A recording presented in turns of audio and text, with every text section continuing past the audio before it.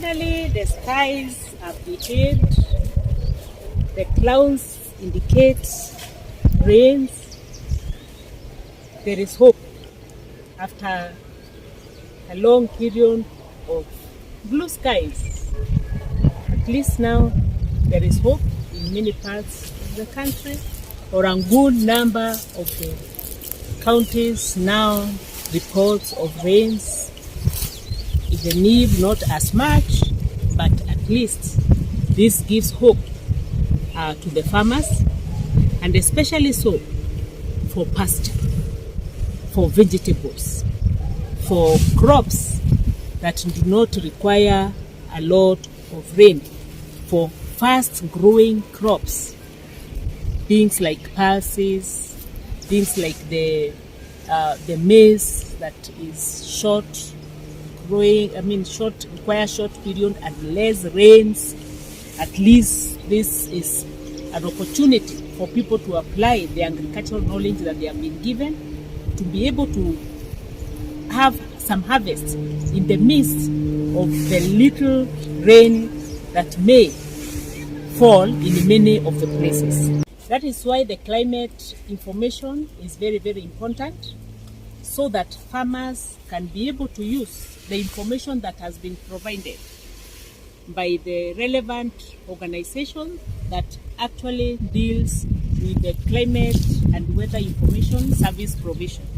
So farmers, I urge us to be able to apply the information that we have been given, so that then this period of rain that is available, the season that is available, we can be able to utilize it so that our crops can grow.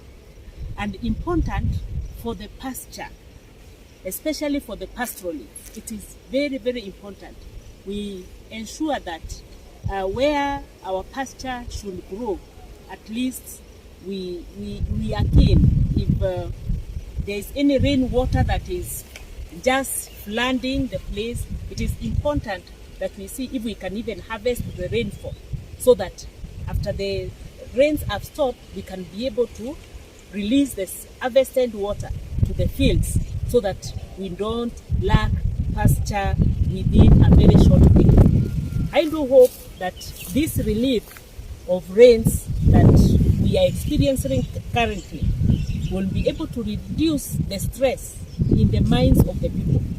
People have been having a lot of issues, worry, anxiety, sadness at the sight of the loss of their livestock, at the sight of the dryness in the fields, at the sight of the vegetables that are basically what we need at least for a week or so, like our famous sukuma wiki. It has even dried.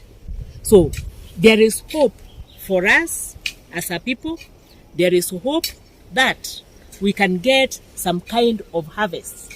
However, we cannot be able to determine the amount, but let us do our parts as farmers, following the agricultural information that we have been given, following the weather information that we have been given, so that then our crop, we don't regret that we didn't plant. And if you plant, after all, you do your part as a farmer.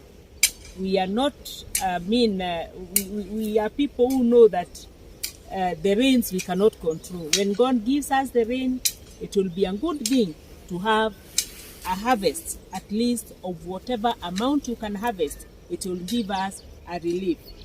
But then I need to be able to remind us that the distress that the dry season has caused, we cannot ignore it. It is very, very important we be able to listen to ourselves, to experience ourselves, to understand what do we think, what do we feel about this long, dry or drought season that we have had. Because if we do not do that, we don't listen to our thoughts, we don't listen to what we feel about the loss that we have gone through, then this could lead to post-traumatic stress disorder at some point. As I said the last time, and as I've always reminded us, mental disorders are slow setting.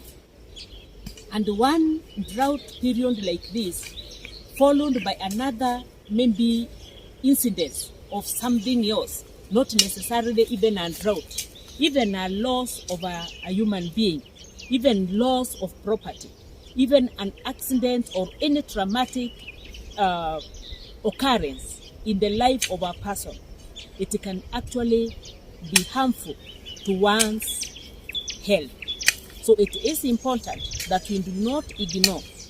If this distress is too much, please seek support from a psychologist, from a counselor. Go to talk to your doctor.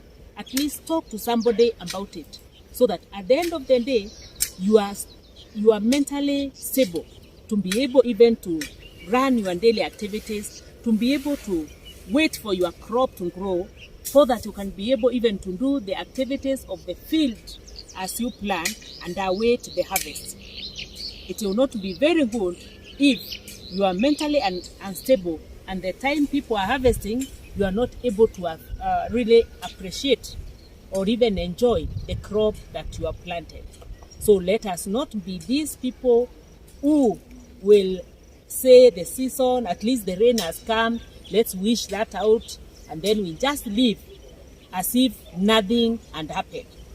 The likely trauma that would result from this would affect you as an individual, would affect how you relate with your family, would affect how you look at the future of your business or your investment. So it is very, very important we do not ignore the bed of psychological wellness. Self-care is very, very important. What do I mean by self-care? Being able to be aware of yourself. Be aware of any change that has occurred in terms of the way you think, of the way you feel, or the way you act. Are you this person who has become very irritable? Are you this person who gets hunger outbursts? Are you this person who is feeling sad? Your emotions are from one extreme to another. Maybe at some point you feel happiness, then suddenly something crops your mind and you are feeling low, you are feeling sad. That self-care is important, that you listen to yourself and don't wish this away. Talk to somebody about it. Read about it. Seek professional support, so that then you can be able to live quality life. At the end of it all, you are the most important person or factor in your life. Without you, your life will not be. So the you needs to be taken care of, and the you can be taken care of by yourself. When you take care of yourself, in the event that you need any support, then seek support. But do not ignore the indicators that something wrong is happening. And I am not saying that a majority of people have developed psychological issues, but I'm saying the distress that has been because of the drought that we have experienced need not be ignored. It is something that we need to look at and to decide, because as we know, mental health is part of health.